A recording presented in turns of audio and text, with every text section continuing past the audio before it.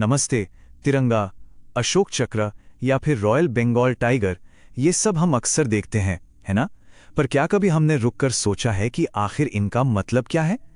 आज चलिए हम भारत के इन्हीं राष्ट्रीय प्रतीकों के पीछे छुपे गहरे अर्थ को समझते हैं। तो यही सवाल उठता है, क्या ये सिर्फ तस्वीरें हैं या फिर इनके पीछे कोई और कहीं ज्यादा बड़ा मतलब है? आइए इसको थोड़ा और गहराई से जानते हैं। बिल्कुल सही। ये सिर्फ तस्वीरें बिल्कुल नहीं हैं। जैसा कि कहा गया है, ये प्रतीक भारत की पहचान, उसके इतिहास और उसकी अनोखी संस्कृति का आईना है। ये एक पूरी कहानी सुनाते हैं। तो चलिए शुरुआत करते हैं उन प्रतीकों से जो हमारे देश के शासन और आदर्शों की नींव हैं।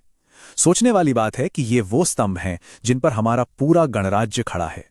सबसे पहले देखते हैं हमारे राष्ट्रीय चिन्ह को। ये सारनाथ में सम्राट अशोक के स्तंभ से लिया गया है। कहा जाता है कि कलिंगा युद्ध के बाद सम्राट ने शांति और धर्म का रास्ता चुना। और ये चार शेर ये शक्ति, साहस और आत्मविश्वास को दिखाते हैं, जो हर दिशा में धर्म का प्रचार कर रहे हैं।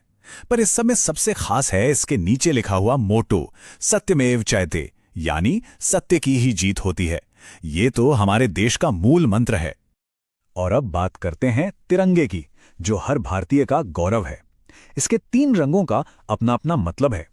केसरी रंग हिम्मत और बलिदान का, सफेद शांति और सच्चाई का, और हरा रंग विकास और विश्वास का प्रतीक है।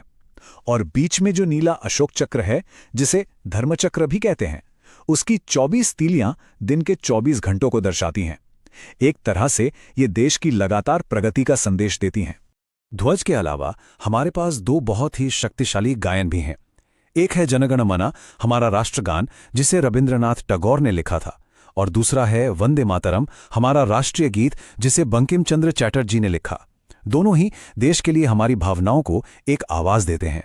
अच्छा, अब शासन से थोड़ा आगे बढ़ते हैं और देखते हैं कि कैसे भारत की प्रकृति हमारे राष्ट्रीय गौरव का हिस्सा बनती है। ये प्रतीक हमारी धरती की आत्मा से जुड़े हैं। और इसमें सबसे पहले हैं रॉयल बंगाल टाइगर, हमारा राष्ट्रीय पशु।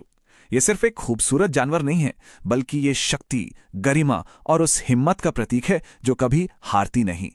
फिर है भारतीय मोर, हमारा राष्ट्रीय पक्षी।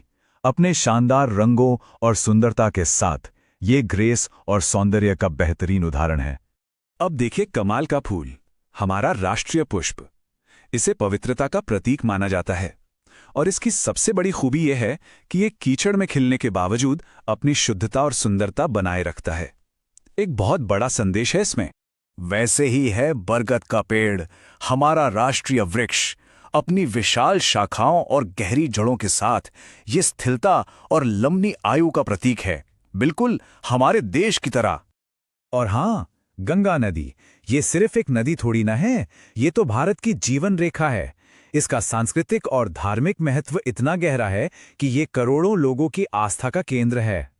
तो प्रकृति के अलावा हमारी पहचान हमारे जुनून से भी बनती है, और एक जुनून जो शायद सबको जोड़ता है वो है खेल। यहाँ पर एक सवाल है जो अक्सर लोग पूछते हैं, क्या हॉकी सच में हमारा राष्ट्रीय खेल है? ये एक ऐसी बात है जिसको लेकर थोड़ी उलझन रहती है। तो देखिए, सच्चाई ये है कि आधिकारिक तौर पर भारत का कोई भी राष्ट्रीय खेल घोषित नहीं किया गया है, लेकिन हॉकी का इतना शानदार इतिहास रहा है। ओलंपिक में 8 गोल्ड मेडल्स जीते हैं। इसी वजह से इसे पारंपरिक रूप से राष्ट्रीय खेल माना जाता है। ये हमारी खेल विरासत का एक बहुत ही अनमोल हिस्सा है। तो हमने अलग अलग तरह के प्रतीक देखे, कुछ शासन से जुड़े, कुछ प्रकृति से और कुछ खेल से। अब आइए देखते हैं कि ये सब मिलकर कैसे एक पहचान बनाते हैं। ये सारे प्रतीक जब एक साथ आते हैं तो हमारी एकता, हमारी विविधता, हमारी विरासत और हमारे गौरव को दर्शाते हैं। सोचिए, एक टाइगर की शक्ति, कमल की पवित्रता और तिरंगे के रंग, ये सब एक ही कहानी कहते हैं, भारत की कहानी। इसलिए ये कहना बिल्कुल सही है कि राष्ट्रीय प्रतीक सिर्फ प्रतीक नहीं होते, ये देश की पहचान